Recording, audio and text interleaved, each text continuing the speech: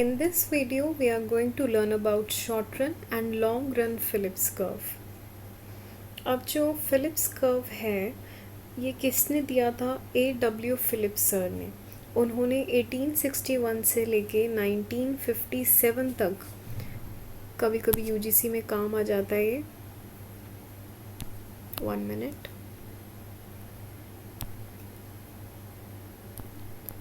1861 से लेके 1957 तक उन्होंने अपनी एक स्टडी करी जिसके बेस पर उन्होंने ये कॉन्सेप्ट निकाला finally in 1958. Okay. A.W. Phillips, he was a British economist, a professor at LSE. He brought out this study of the relationship between unemployment and inflation. Inflation को कभी कभी money wage rate में भी यहाँ पे denote किया जाता है. He presented the inverse relationship. उन्होंने inflation और unemployment के बीच में inverse relationship detect करा कि short run में जब भी economy short run में होगी तो अनएम्प्लॉयमेंट और इन्फ्लेशन में हमेशा इन्वर्स रिलेशनशिप होगा. एंड इतना हमने इकोनॉमिक्स में पढ़ा ही है कि जब भी इन्वर्स रिलेशनशिप होता है the curve will always be negative downward sloping curve. मतलब कि ऐसा कर्व होगा.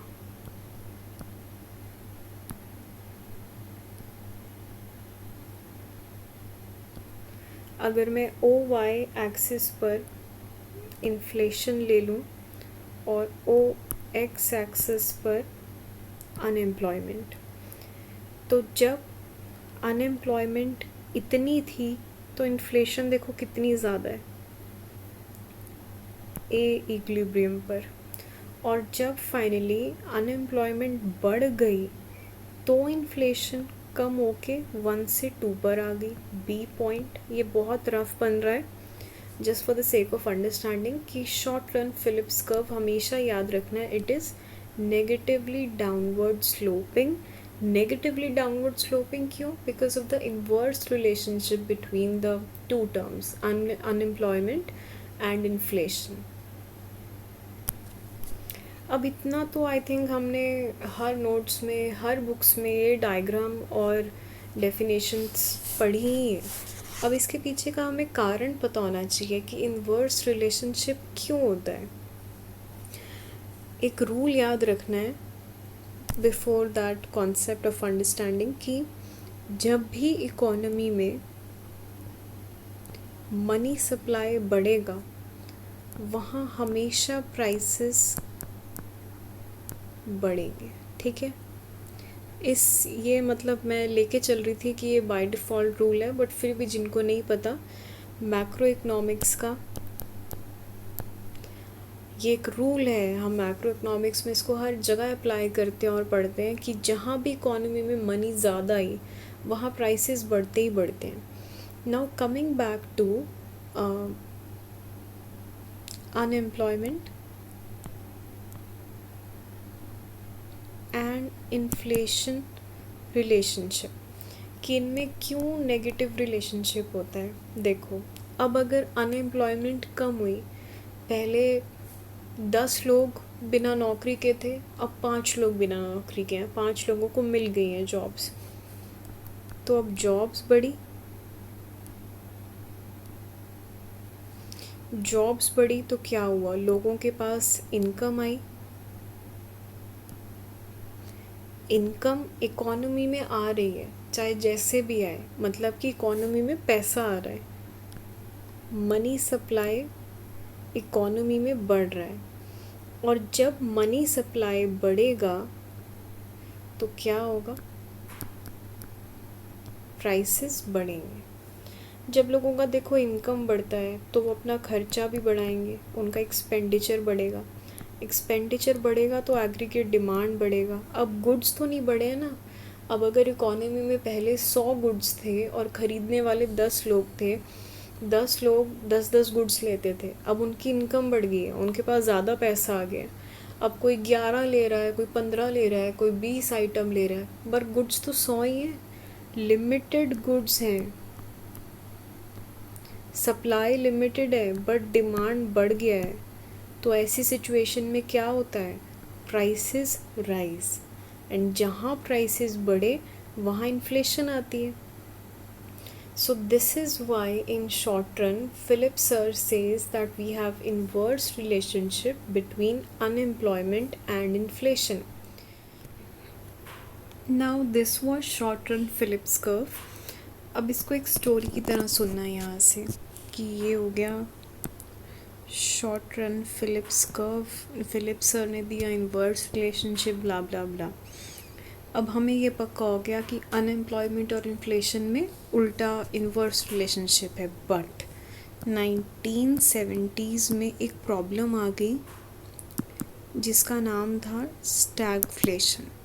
मेरी डॉक्टर जैसी राइटिंग को इग्नोर करके ट्राई टू अंडरस्टैंड. स्टैगफ्लेशन आया. स्टैगफ्लेशन क्या होता है कि जब अनएम्प्लॉयमेंट और इन्फ्लेशन दोनों बढ़ रहे हैं. अब तक तो भैया हमने सुना था एक बढ़ रहा है दूसरा घट रहा है. अब अचानक से एक प्रॉब्लम आ गया यूएस के अंदर कि दोनों ही इकट्ठे बढ़ रहे हैं. अब इस वजह से फिलिप्स कर्व की शॉर्ट रन थ्योरी बेकार हो गई, ख़त्म कर दिया उसको कि भाई ये तो कॉन्ट्राडिक्ट कर रहे हैं एक दूसरे को, तो इसलिए अब नया फिलिप्स कर्व आएगा. आगे पढ़ते हैं. फिलिप्स कर्व इन स्टैगफ्लेशन अभी बता रहा है कि स्टैगफ्लेशन क्या होता है. जब इकोनॉमी स्टैगनेंट हो जाती है, high unemployment high inflation. It contradicted the theory behind the Phillips curve, और ऐसे ऐसे यूएस में हुआ. ठीक है, मतलब बस अब एक कारण आ गया जिसकी वजह से शॉर्ट रन फिलिप्स कर्व नहीं बन रहा है.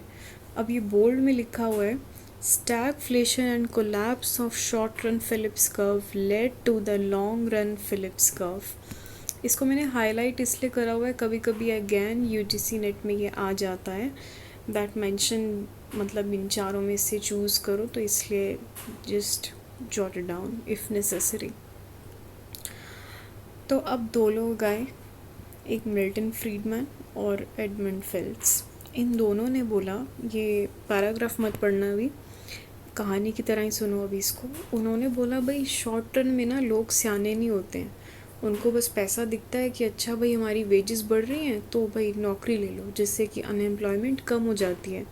वो इन्फ्लेशन के बारे में तो ध्यान ही नहीं करते हैं कि भाई अगर उनको पैसे मिल रहे हैं तो उनकी इन्फ्लेशन भी तो हो रहा है. जो चीज़ पहले वो 5 रुपए की ख़रीद रहे होंगे, अब ठीक है उनको वेजेस मिल रही हैं, सैलरीज मिल रही हैं, जॉब मिल गई हैं, बट अब वो 10 रुपए की ख़रीदेंगे सारी ही चीज़ें.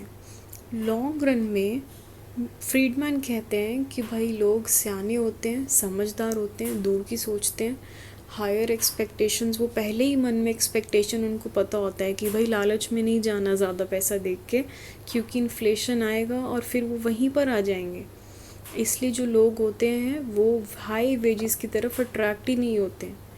सो there is thus no relationship between unemployment and inflation because people realize here people have before expectations only, which in short run people didn't have.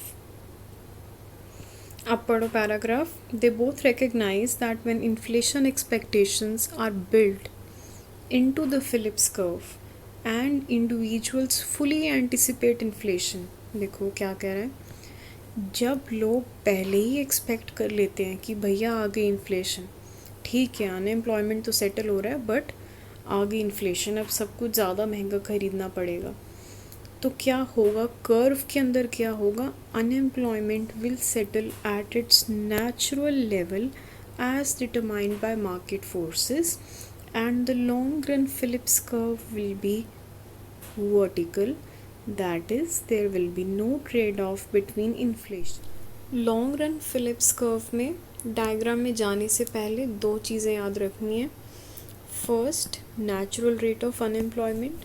Natural rate of unemployment her economy में थोड़ा बहुत रहता ही है, fix होता है 10, 20, 15 what ever. और दूसरा concept हमने याद रखना है NAIRU. NAIRU is non accelerating inflation rate of unemployment. अब इसके डायग्राम पर अगर हमने आना हो तो जब कोई रिलेशनशिप ही नहीं है इन्फ्लेशन और अनएम्प्लॉयमेंट में, ओ एक्स एक्सिस पर हम बनाते थे अनएम्प्लॉयमेंट। सपोज़ ये जो मैं मार्क कर रही हूँ लाइन, ये ब्रॉड सी मोटी सी लाइन, ये डिफ़ाइन कर रही है नेचुरल रेट ऑफ अनएम्प्लॉयमेंट जो हर इकॉनमी में रहता ही है। तो फ्रीडमैन कहते हैं कि जो भी नेचुरल रेट ऑफ अनएम्प्लॉयमेंट है उस पर एक सीधी वर्टिकल लाइन जो जाती है वो होता है लॉन्ग रन फिलिप्स कर्व। मतलब ये बस अपना चल रहा है, चाहे इन्फ्लेशन यहाँ हो यहाँ हो यहाँ हो, it has no relationship. The long run Phillips curve will be vertical. और हम इस लॉन्ग रन फिलिप्स कर्व का दूसरा नाम नायरू, वही जो मैंने अभी आपको सेकंड नंबर पे बताया है, non accelerating inflation rate of unemployment की। इन्फ्लेशन बढ़े इन्फ्लेशन घटे, हमारा अनएम्प्लॉयमेंट रेट यही रहता है और यही इस सीधे लंबे कर्व को हम लॉन्ग रन फिलिप्स कर्व का नाम दे देते हैं। अब अगर हमने लॉन्ग रन और शॉर्ट रन डायग्राम दोनों इकट्ठे बनाने हो कि कैसे ये शिफ्ट आता है, then it will be somewhat like this. अब जो ए बी पॉइंट्स वाला कर्व है ये तो चल रहा है आपका शॉर्ट रन फिलिप्स कर्व जो हमने पढ़ा है, एक घटा दूसरा बड़ा पहले वाला कम हो गया, ठीक है। अब जो नई चीज़ लॉन्ग रन में आ रही है वो है ये बी से सी पर जाना। अब अगर हम शॉर्ट रन में होते अभी भी तो क्या होता, ये सी पॉइंट यहाँ आ रहा होता, ये ऐसे होता, अनएम्प्लॉयमेंट और कम हो जाती और इन्फ्लेशन और बढ़ जाती। बट लॉन्ग रन में लोग सियाने होते हैं, उनको पता है कि भाई अभी ज़्यादा पैसा दे के हम जा तो रहे हैं बट इन दी एंड हमें इन्फ्लेशन फेस करनी पड़ेगी, सब चीज़ें महंगी हो जाएंगी, सर्विसेज सारे तरह के गुड्स, इससे अच्छा भाई अपना पहले जैसा ही सब कुछ ठीक है। तो वो वापस जितना अनएम्प्लॉयमेंट रेट कम हुआ था वो उतना ही वहीं चला जाता है, नेचुरल रेट। ये जो मैं डी मार्क कर रही हूँ आप इसको ले लीजिए, नेचुरल रेट ऑफ अनएम्प्लॉयमेंट पर लॉन्ग रन में वो वापस आ जाता है। ए से सबसे पहले बी पर गए, यहाँ तक चल रहा था शॉर्ट रन, फिर लॉन्ग रन में लोगों को रियलाइज़ हुआ कि हमें ज़्यादा सब कुछ महंगा लेना पड़ेगा, तो रिलेशनशिप ख़त्म हो जाता है बिटवीन इन्फ्लेशन एंड अनएम्प्लॉयमेंट और बी से हम सी पर आ जाते हैं। और फाइनली ए सी वाली लाइन जिसको मैं अब हाईलाइट कर रही हूँ, ये है हमारा लॉन्ग रन फिलिप्स कर्व जिसका दूसरा नाम है नायरू, ठीक है। So this was all about long run Phillips curve. अब हमने इसको एक बार जितना भी पढ़ा है, हमने शॉर्ट में पढ़ा हो तो ये है कि Phillips curve model A.W. Philips ने दिया और ये सिर्फ शॉर्ट रन में ही चलता है कि there is an inverse relationship between unemployment and inflation. जो इसका कर्व है वो नेगेटिव स्लोपिंग डाउनवर्ड्स आएगा। फिर 1970s में स्टैगफ्लेशन कॉन्सेप्ट आ गया जिसकी वजह से शॉर्ट रन फिलिप्स कर्व पीछे रह गया। फिर लॉन्ग रन फिलिप्स कर्व आया जिसने बोला there is no relationship between the unemployment rate and inflation rate in the long run, और उन्होंने कहा कि LRPC सिर्फ एक vertical natural rate of unemployment पर एक सीधी लाइन होगी, that's it. So I hope both type of curves are clear. Still, if any one of you has a doubt, you can post down in the comment section. And yes, thank you for watching.